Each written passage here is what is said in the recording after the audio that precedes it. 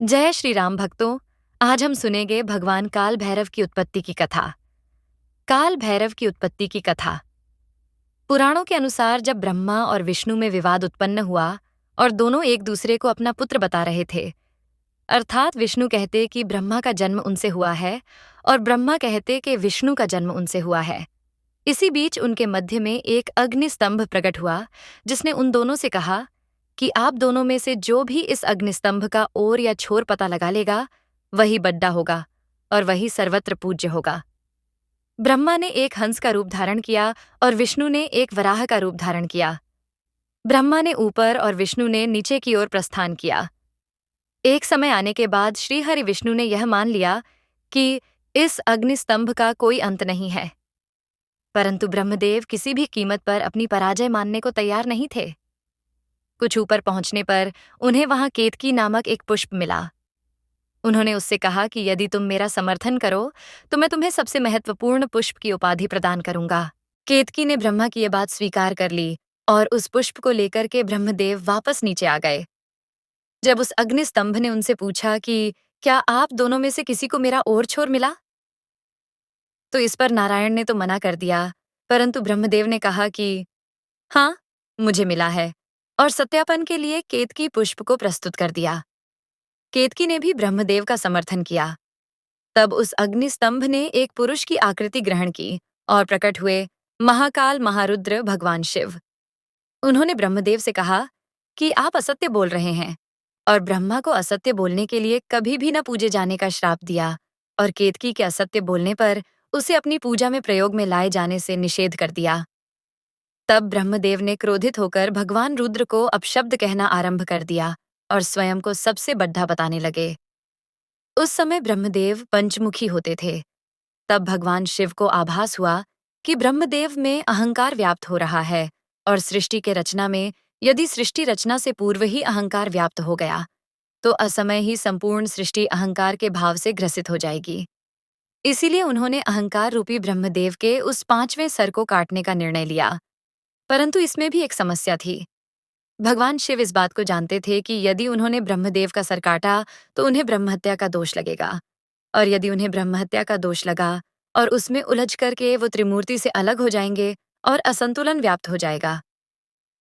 इसी कारण सर्वसमर्थ भगवान रुद्र ने अपने ही अंश से एक ऐसे विकराल गण को उत्पन्न किया जो कृष्ण वर्ण के थे, अस्थियों के आभूषणों से सुशोभित थे। उस दिव्य पुरुष को देखकर और उनकी गर्जना को सुनकर ऐसा लगता था मानो लाखों भयानक काले मेघों ने जीवंत रूप लेकर के गर्जना की हो। उनकी जटाएं देखकर ऐसा प्रतीत होता था मानो असंख्य भयानक विषधर हों। उनके मस्तक पर श्वेत त्रिपुंड की 3 रेखाएं ऐसी लगती थीं मानो चंद्रमा ने उनके ललाट पर सुशोभित होने के लिए स्वयं को 3 टुकड़ों में विभक्त कर दिया हो। उन परम उग्र देवता की लंबी भुजाएं ऐसी लगती थीं मानो लौह स्तंभ हो। भयानक अष्टमहानाग जिनका यज्ञोपवीत बने इतरा रहे थे, कमर पर बंधे मोटे मोटे घुंघरुओं से ऐसी आवाज आ रही थी जिससे हृदय विदीर्ण हो जाए। उस महाकाय महाबाहु गण को भगवान शिव ने स्पष्ट शब्दों में कहा कि ब्रह्मदेव के 5वें सर का छेदन कर दो।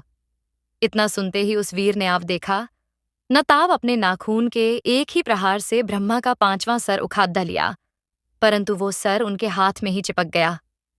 जब उन्होंने भगवान शिव से इसका कारण पूछा तो उन्होंने उनसे कहा कि ये केवल ब्रह्मा का सिर नहीं है, अपितु ब्रह्महत्या है। इस ब्रह्महत्या के फलस्वरूप तुम्हें श्रापित होना पड़ेगा। उन्होंने कहा कि तुमने ब्रह्मा के सिर को काटकर इस सृष्टि की अहंकार से रक्षा की है, अतः आज से तुम्हारा नाम भैरव होगा।